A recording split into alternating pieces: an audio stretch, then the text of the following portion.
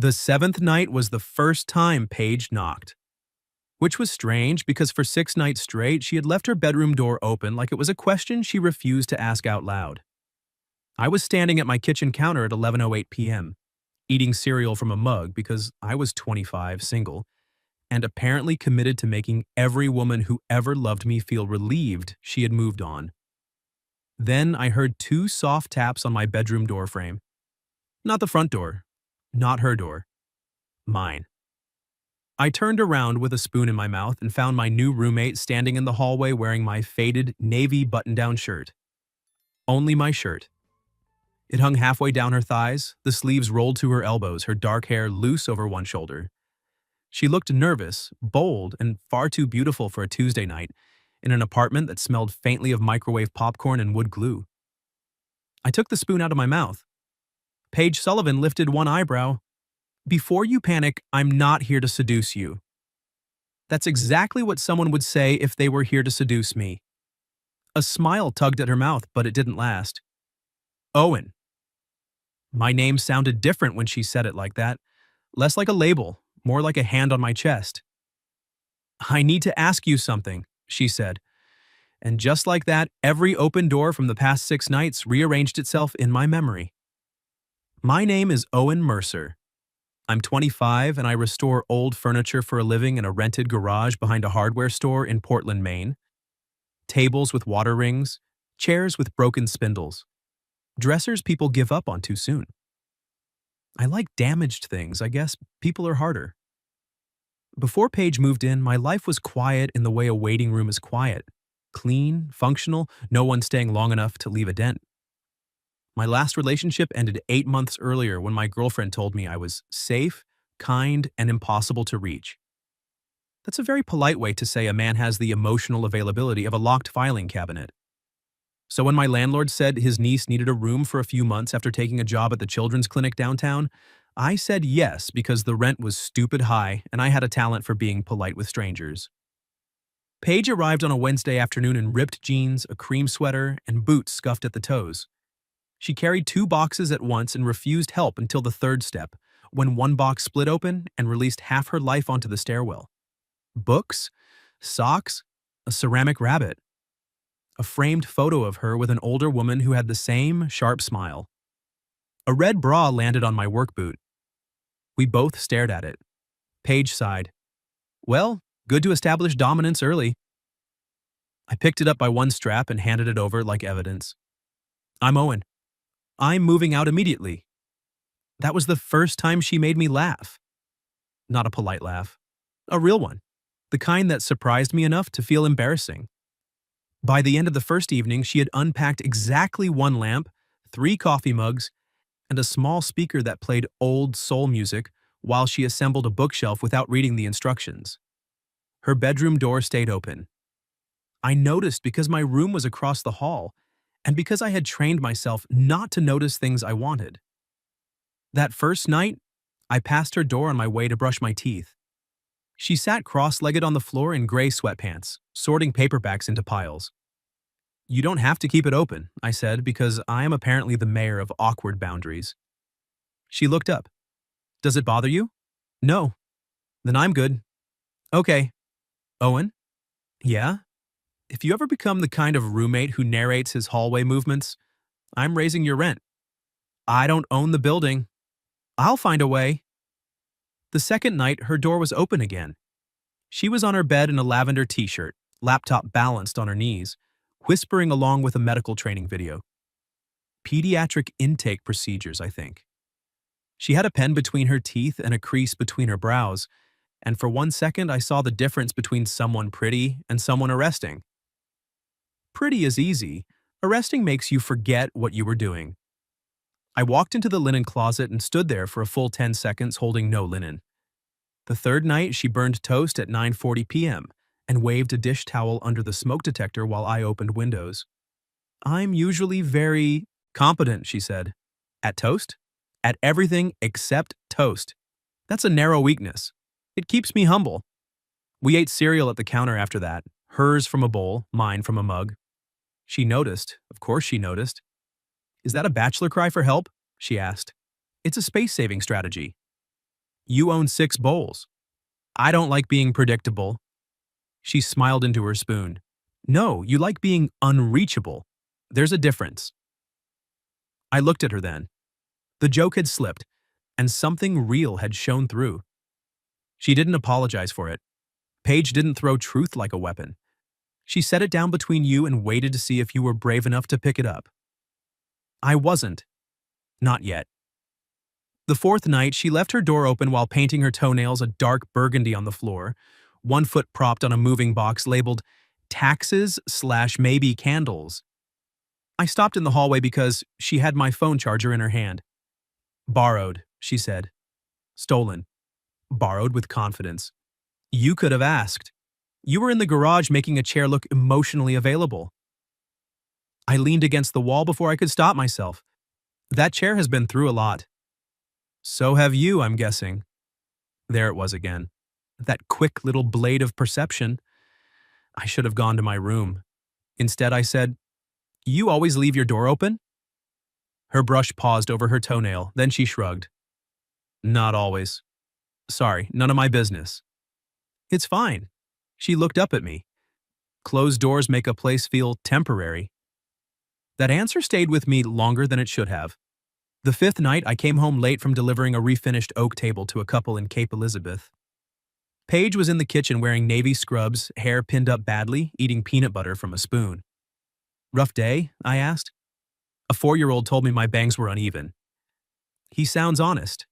He was ruthless. I reached up without thinking and touched a loose piece of hair near her temple. Not exactly touching her skin. Not exactly not. The apartment went quiet.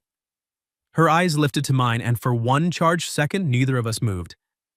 Then I dropped my hand. Sorry, I said. Don't be, she answered softly. That was worse. The sixth night, her door was open, but she wasn't in the room. Her lamp glowed over a half-unpacked box. A paperback lay open face down on the bed. My blue button-down was draped over her chair. I stopped walking. That shirt had been in the laundry basket outside the bathroom that morning. Old, soft, missing one cuff button. I wore it when I sanded furniture because I didn't care what happened to it. I told myself she must have grabbed it by mistake. I told myself a lot of things. At 10:30, she came out of the bathroom in her robe, saw me in the hallway, and followed my gaze. Oh, she said. My shirt? Laundry mix-up. Your laundry mix-ups involve theft? Borrowed with confidence, she said, but her cheeks colored. I should have teased her more. I should have asked why she kept taking my charger, why she left her door open, why she watched me like she was waiting for me to stop being careful. Instead, I nodded like a decent roommate. Cap it, I said. It looks better on your chair. Her expression changed then. Not much, just enough. Like I had almost said what she wanted, but not quite. Now, on the seventh night, she stood in my doorway wearing that shirt, with her bare legs in the hallway light and her courage visibly shaking. I set the cereal mug down. Paige, I said, keeping my eyes on her face because I was a gentleman, not blind. Are you okay? No, she said. Yes. I don't know. I took one step toward her. What happened? She swallowed. Nothing happened. That's the problem. I stopped. She gave a small laugh, but it broke in the middle. I have left my door open for 6 nights, Owen. I noticed. I know you noticed. My pulse moved into my throat. She tugged once at the sleeve of my shirt like she had borrowed more courage than fabric. And every night you walked past like you were trying to win an award for honorable suffering. That sounds like an important award. It's not. The trophy is loneliness. That landed harder than I expected. I looked at her, really looked at her, and saw that this wasn't a joke. Not entirely. Her mouth was brave. Her eyes were not. Why my shirt? I asked. Her smile barely appeared. Because if I wore something of mine, I could pretend this was casual. And this isn't? No. The air between us changed shape. Paige stepped into my room, close enough that I could smell my laundry soap on her and something warmer underneath it, something that was just her. She looked around once at my unmade bed, the book stacked on the floor, the old dresser I'd restored but never bothered to fill properly. Then she looked back at me. I didn't come here to seduce you, she said again, quieter this time. I believed her, which somehow made it worse. Then why did you come? She took a breath, and for the first time since she had moved in, Paige Sullivan looked like she might turn around and run. But she didn't. She reached for my hand, carefully, giving me every chance to refuse. I didn't. Her fingers slid into mine. And then she said, "Because I'm tired of hoping you'll choose me by accident. Because I'm tired of hoping you'll choose me by accident." There are sentences that don't enter a room so much as rearrange the furniture. Paige's hand was in mine, warm, slightly trembling. Her thumb rested against the scar across my knuckle, the one I got from a walnut dresser, and a bad decision involving a dull chisel. I could have made a joke. I had one ready, probably. Something about accidents or furniture or the legal risk of seducing your roommate in stolen workwear. Instead, I said the most honest thing I had managed in months.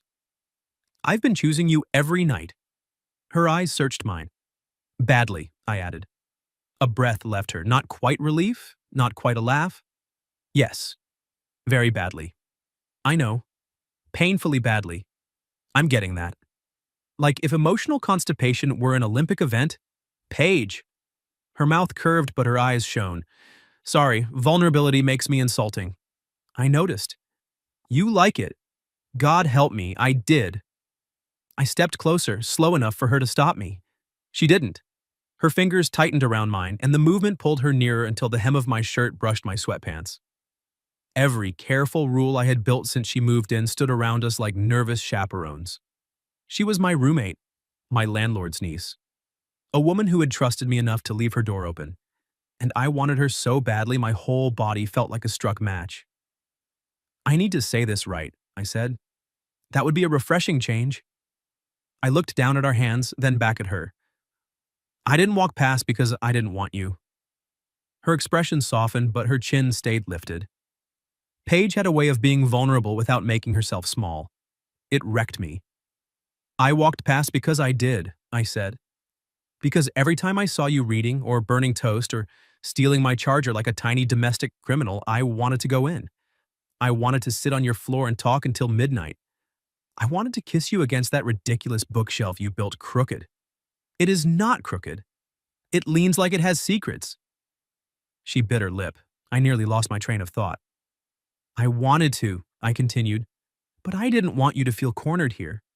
This is your home too. I didn't want to become the reason you had to close your door." For a moment, she didn't speak. Then she looked down at the shirt she was wearing and gave a small, shaky laugh. "Owen, I wore your shirt and came to your bedroom. I think we're past subtle environmental cues. Fair. And for the record," she said, stepping even closer, "I didn't leave my door open because I was helplessly waiting for a man to rescue me from loneliness. I didn't think that. I left it open because I liked you, because you made this apartment feel less temporary, because you look at broken things like they're worth the time." Her voice dropped.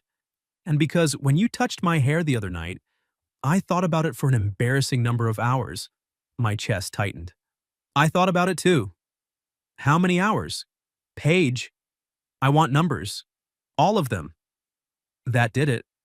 Her smile unfolded slowly, and it was so beautiful I forgot to be afraid. Then she lifted our joined hands and pressed my knuckles lightly to her mouth. Not quite a kiss meant to start something. A kiss meant to ask? My breath caught. "Choose me on purpose," she whispered. So I did. I cupped her face with my free hand, and when she leaned into my palm like she'd been waiting there all along, I lowered my mouth to hers. The first kiss was careful. The second wasn't.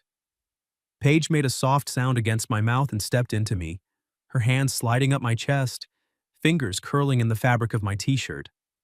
I felt the heat of her through the thin cotton of my old button-down, felt the shape of her trust in the way she didn't hesitate.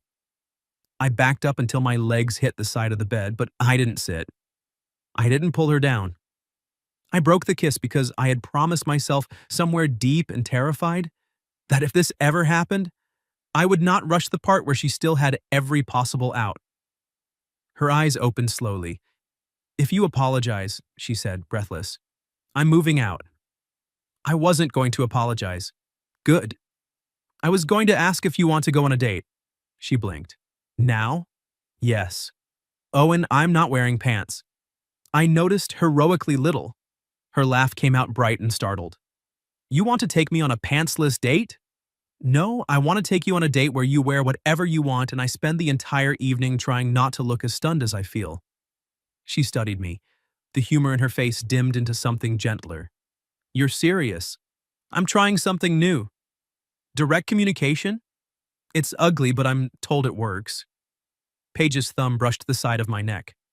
What would this date involve? Dinner. Somewhere with actual plates.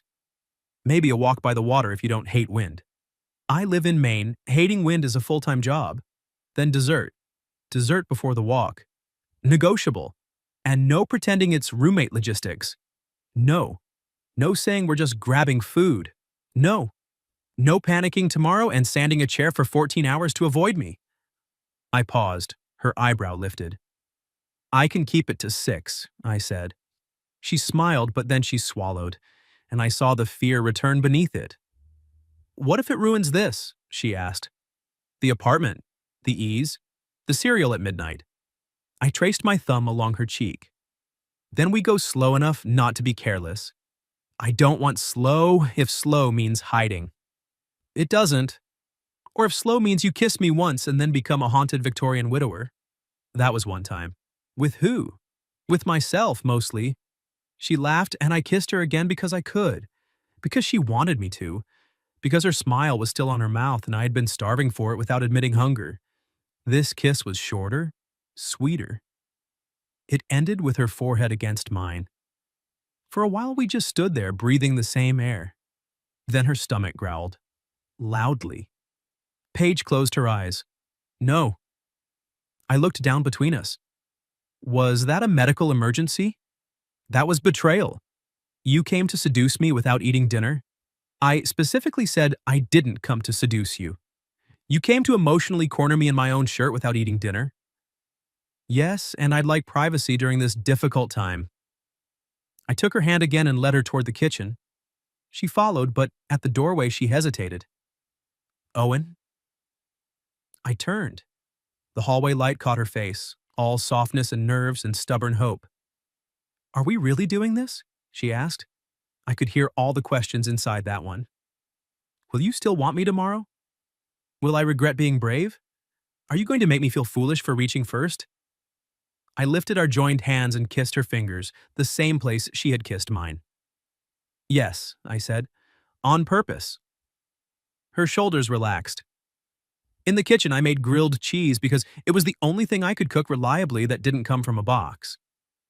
Paige sat on the counter in my shirt, bare feet swinging against the cabinet, watching me like I was doing something far more impressive than buttering bread. You're very focused, she said. I'm trying not to burn dinner for the woman I just kissed. Was that a plural kiss or a singular kiss? Are you asking for official documentation? I work in a clinic. Records matter.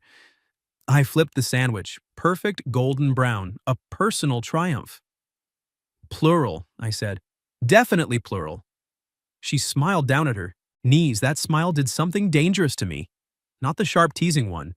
This was private, almost shy. I slid the grilled cheese onto a plate and cut it diagonally. Paige gasped. You do know how to love someone. I froze for half a second. She noticed. Of course she noticed. Her expression softened. Too soon. No. I set the plate beside her. Just unfamiliar. She picked up half the sandwich but didn't eat it yet. Being loved? I leaned back against the opposite counter. Being easy with it. The apartment went quiet around us, but not awkwardly. The kind of quiet her open door had been asking for all week. Paige took a bite, chewed, and pointed the sandwich at me. For the record, I'm not easy with it either. You seemed pretty brave 10 minutes ago. I was terrified. You didn't look it. I'm spectacular under pressure. That true? No, I once cried because a vending machine kept my pretzels. I laughed and she grinned, and somehow that felt as intimate as kissing her. Maybe more. After we ate, she slipped off the counter and stood in front of me with the empty plate between us. I should go to bed, she said. Yeah. Neither of us moved. Date tomorrow? She asked. Tomorrow. Good night, Owen. Good night, Paige. She walked backward toward the hallway, still wearing my shirt, still watching me. At her bedroom door, she paused. Then, slowly, deliberately, she left it open. Only this time she smiled before she disappeared inside. The morning after Paige came to my room in my shirt, I woke up with 3 immediate thoughts. 1. I had kissed my roommate. 2. My roommate had kissed me back like she had a personal grudge against my self-control. 3. I had promised her a date and all my good shirts had wood stain on them. I stood in front of my closet at 7:12 a.m., holding up a black sweater with one suspicious pale streak across the sleeve, when Paige appeared in my doorway. Not wearing my shirt this time, wearing scrubs, sneakers, and a smile that made the entire room feel awake. Morning, she said. I turned too fast and hit my elbow on the closet door. Her smile widened. Smooth. I was testing structural integrity. Of your elbow? Of the apartment.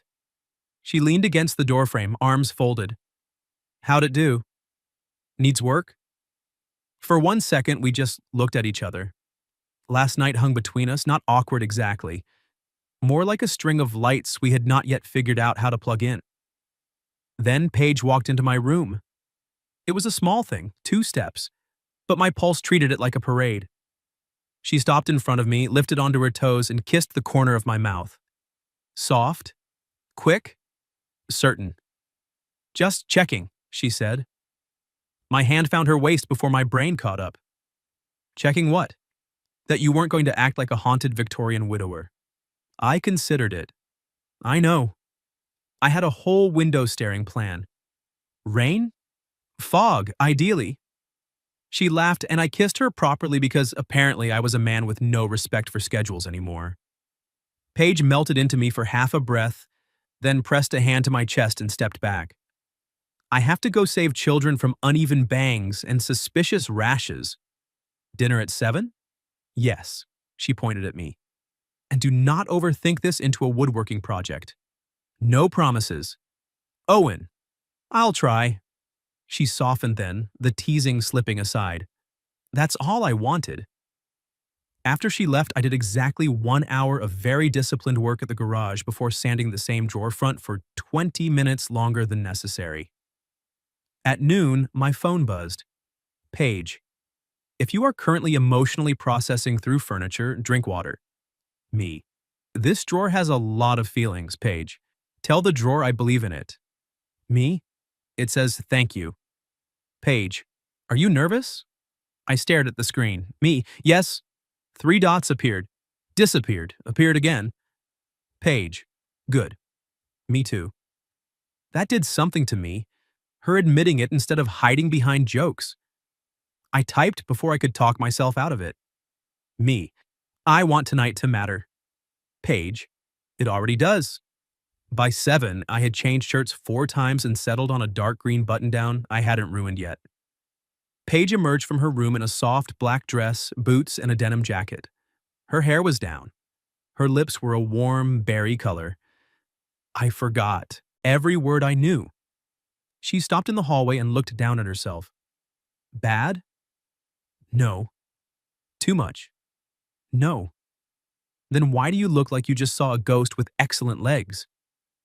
Because I live with you, I said, and somehow I was unprepared for you.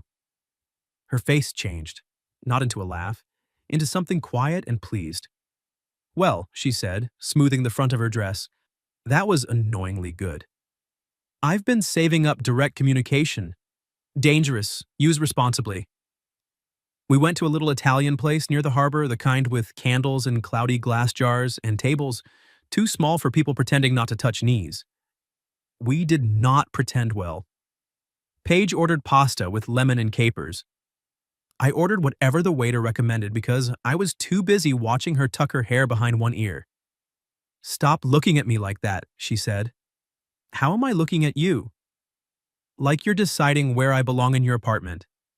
I leaned back. Ah, that sounds concerning. It's not. I like it.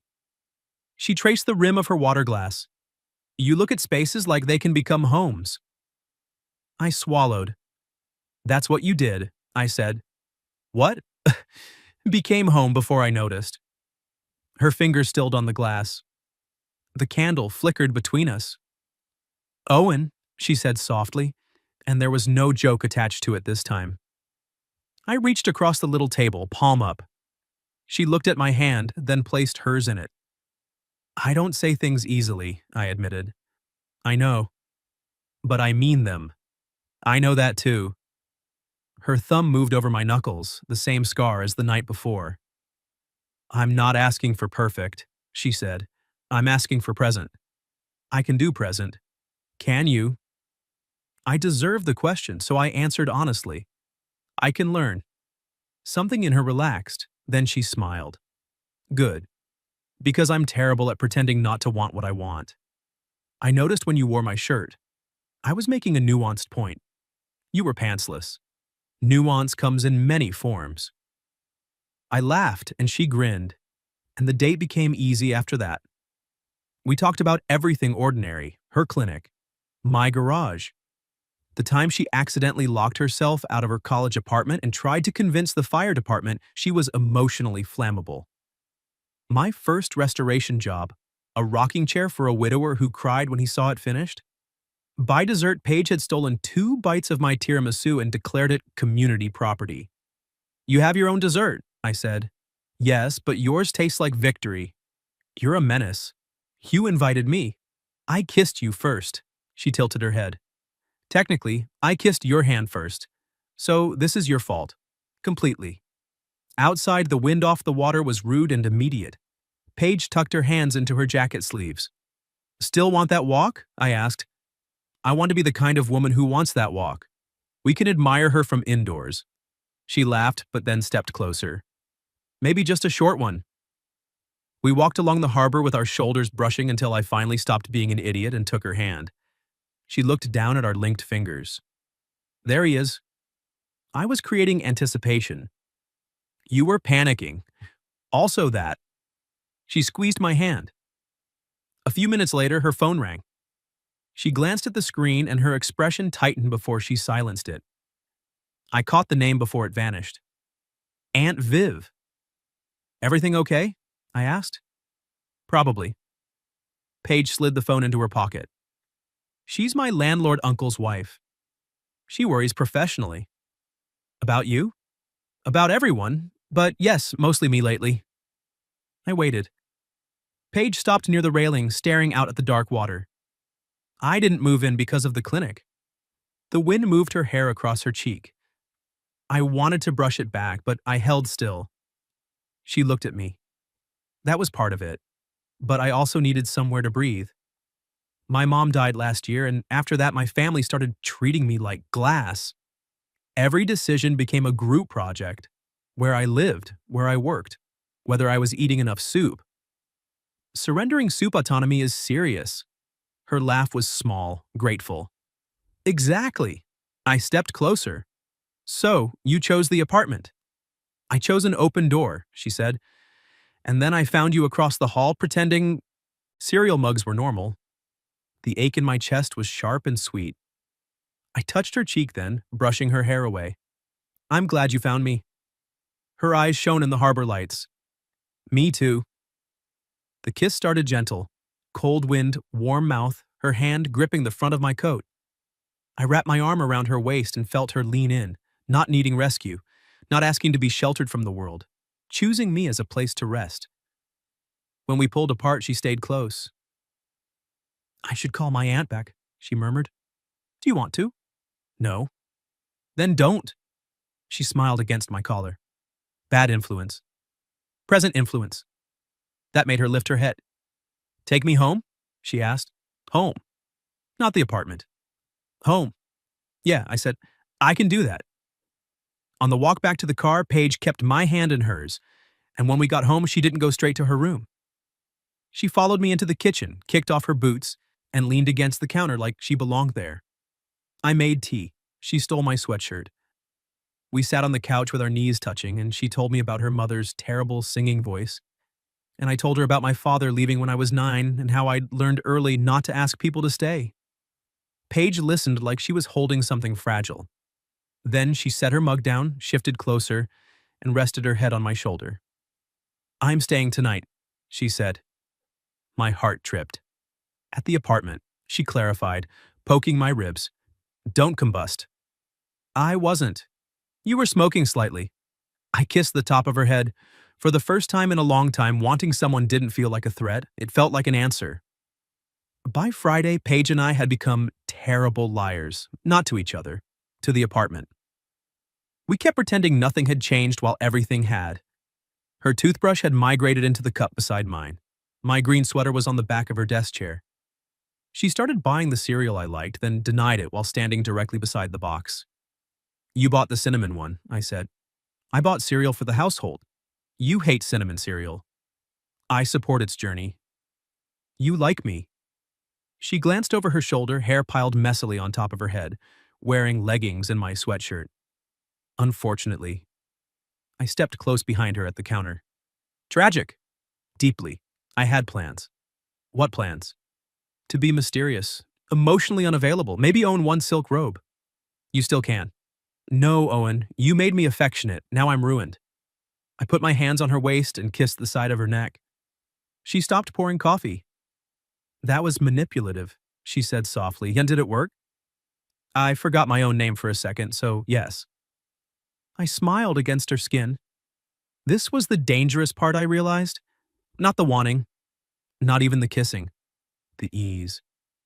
The way she leaned back into me while the coffee maker hissed. The way my hands fit at her waist like I'd been waiting years for instructions. The way I could picture Sunday mornings, laundry mixed together on purpose, her books taking over every shelf. I could picture too much. So naturally I ruined it, not all at once.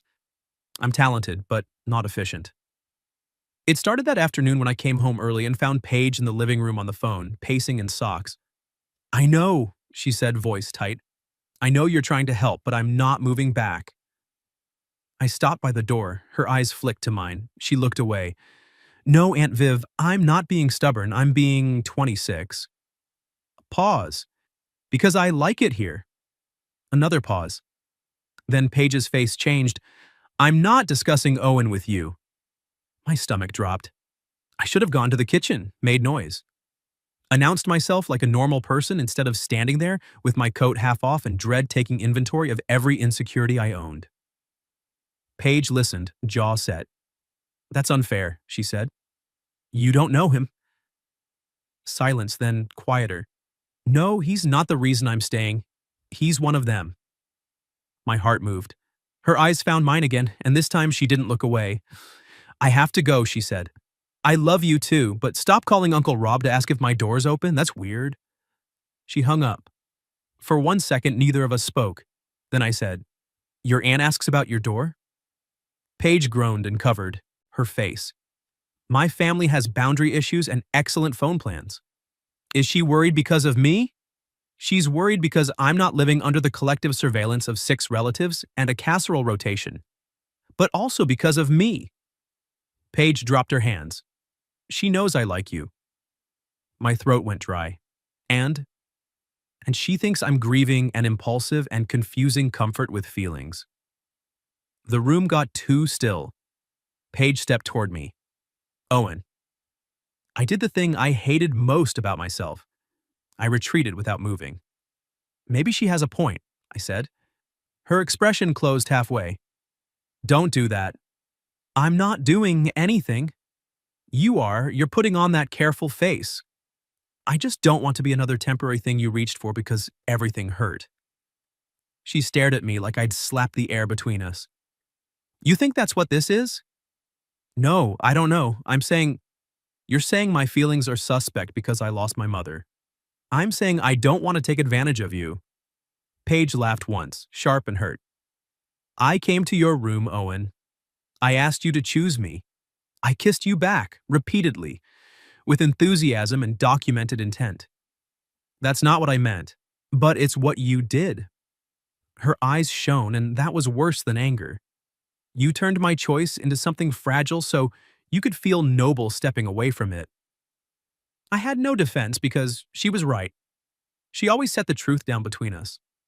This time, I didn't want to pick it up. I need a minute, I said. Her face went quiet. Take one, she said. Then she walked into her room and closed the door. The sound was soft. It still knocked the breath out of me. For 3 hours, the apartment became a museum of my cowardice. Closed door across the hall, 2 mugs in the sink, her boots beside mine. I tried to sand a chair leg and stopped after 5 minutes because even the furniture seemed disappointed. At 9:15, I stood outside her door with a plate of toast. Not grilled cheese. Toast. Slightly burnt. I knocked. No answer. I brought a peace offering, I said. Silence. It's toast, so technically also an apology for being bad at apologies. A muffled voice came through the door. Is it burnt? A little. Good. I don't trust perfect toast. The door opened.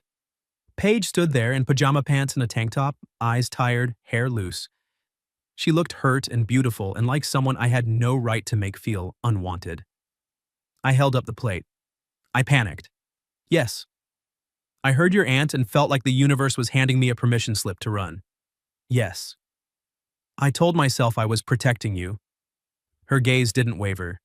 But I was protecting me, I said. From needing you.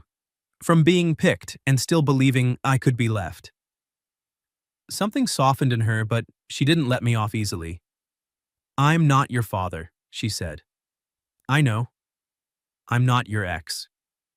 I know. And I'm not a chair you can restore from a safe distance. A weak laugh broke out of me. I really hate how accurate that is. She took the plate, set it on her dresser, then faced me again. I can be grieving and still know what I want, she said. I can miss my mom and still want you. Those things don't cancel each other out. I know, I said, and this time I did. Her voice dropped. Do you want me, Owen? Not responsibly, not theoretically, not from across the hall. Me? The answer rose up so fast it hurt. Yes. Then come here. I stepped into her room. Not because her door was open, because she had asked and I was done making her reach alone. Paige took my hands and pulled me close until our foreheads touched. Say it better, she whispered. I want you, I said. I choose you. I'm scared, but I'm not leaving this just because being chosen feels unfamiliar. Her breath trembled. Better, she said. I kissed her, and she let me feel the forgiveness before she said it. Her hand slid around my neck. Mine settled at her back. The kiss was slow at first, then aching, then full of all the words I'd almost ruined by not saying. When we finally separated, she pressed her face into my chest. I closed the door, she murmured. I noticed. I hated it. Me too. She leaned back. Then don't make me do it again just to get your attention. I won't. Promise? I brushed my thumb under her eye. Promise. We sat on her floor eating burnt toast from the same plate, backs against her bed, knees touching. After a while, Paige said, My family's coming Sunday. I turned my head. All of them? Only 4, maybe 5 if my cousin smells conflict. That's a lot of relatives. They want to check on me. Which means assess my apartment, my pantry, and probably your moral fiber. My fiber is medium at best. She smiled, then grew serious. I don't need you to perform boyfriend in front of them. The word hit the room and stayed there. Boyfriend? Paige looked suddenly nervous. Unless that's too— No, I said. Her eyes lifted. No? She repeated. I took her hand. I don't want to perform it. Her fingers curled into mine. I want to be it, I said. The smile that spread across her face was slow, disbelieving, and bright enough to make every closed door in the world feel temporary. Good, she whispered. Because I was going to ask. I kissed her knuckles. Beat you to it. Barely. Still counts. She rested her head on my shoulder. For once, I didn't look for the nearest exit. I looked around her room, her crooked bookshelf, the lamp, the box labeled taxes/maybe candles, and thought, yes, here. Her phone buzzed on the floor, A text lit the screen. Aunt Viv, Sunday at noon. We need to talk about whether this living arrangement is healthy. Paige sighed. I kissed her temple before the worry could take root. Sunday at noon, then. You sure? No, I said. But I'm present. She smiled into my shoulder. That'll do. Sunday at noon, Paige opened the front door like a woman accepting a duel. Her Aunt Viv entered first, carrying a casserole dish and the expression of someone prepared to locate every hazard in a 20-foot radius. Behind her came Uncle Rob, my landlord, who looked apologetic before anyone said hello. Two cousins followed with flowers, grocery bags, and the kind of curious eyes that made me understand why Paige had once described her family as loving, loud, and constitutionally incapable of minding their business. Paige stood beside me in jeans and a cream sweater, shoulder brushing mine. I didn't reach for her hand. Not because I didn't want to, because I was waiting to see what she wanted. She glanced up at me, rolled her eyes affectionately, and took my hand herself. Aunt Viv saw it immediately. Her eyebrows rose. Paige lifted her chin.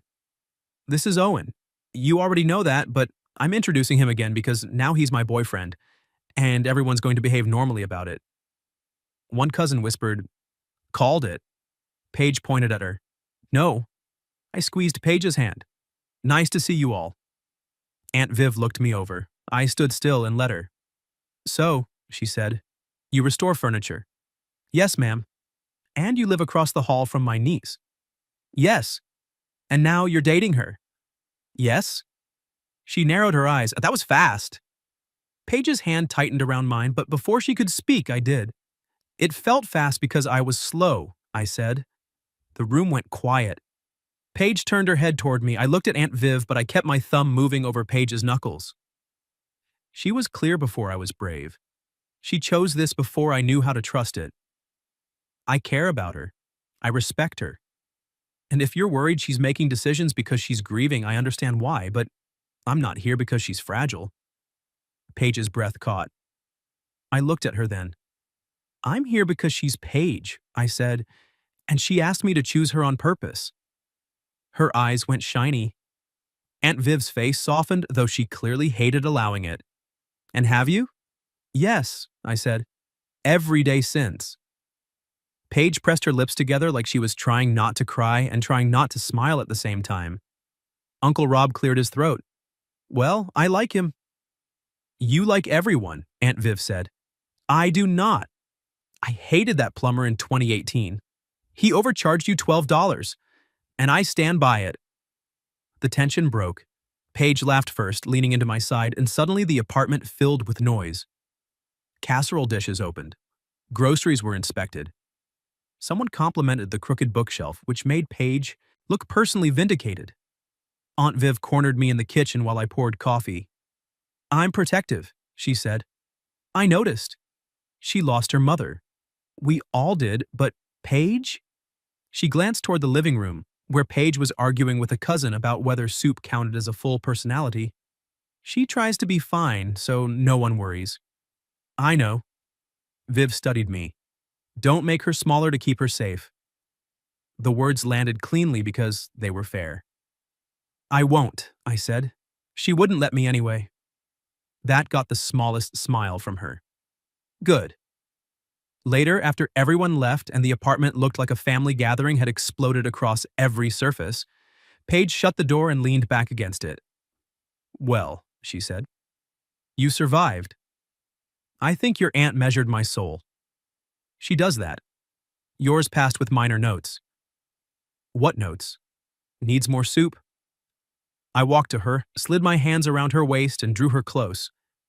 I can improve. Her arms circled my neck. You were good today.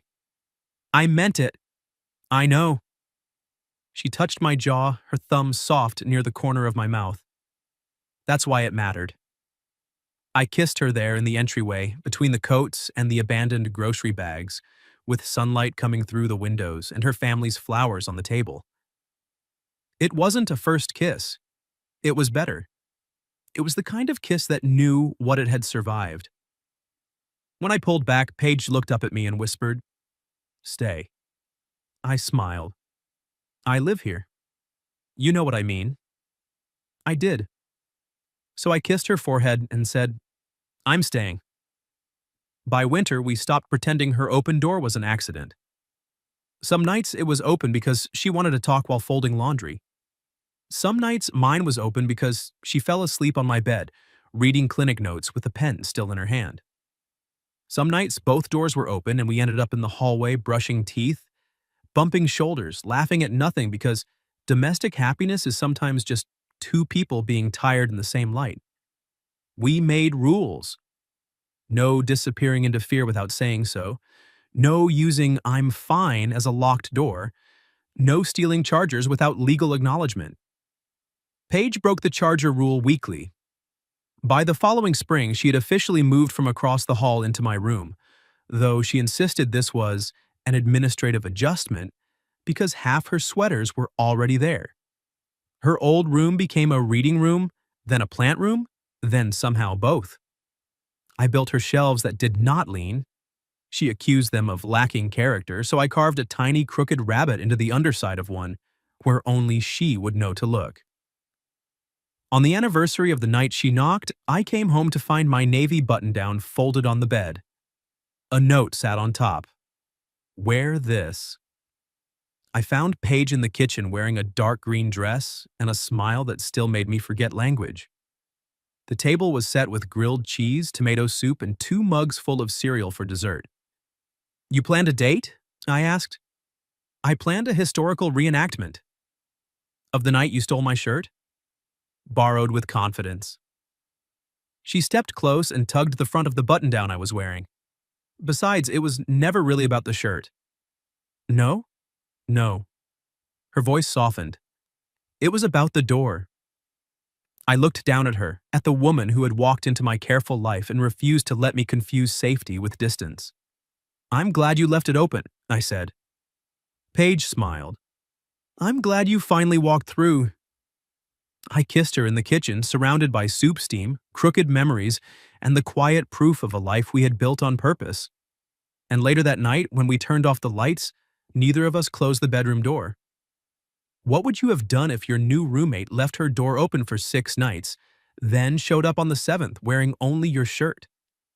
Have you ever experienced something similar where someone was brave enough to reach for you first? Tell me your story in the comments.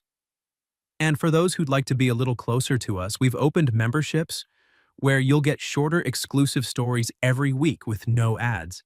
If you like this one, leave a like, subscribe, and I'll see you in the next video.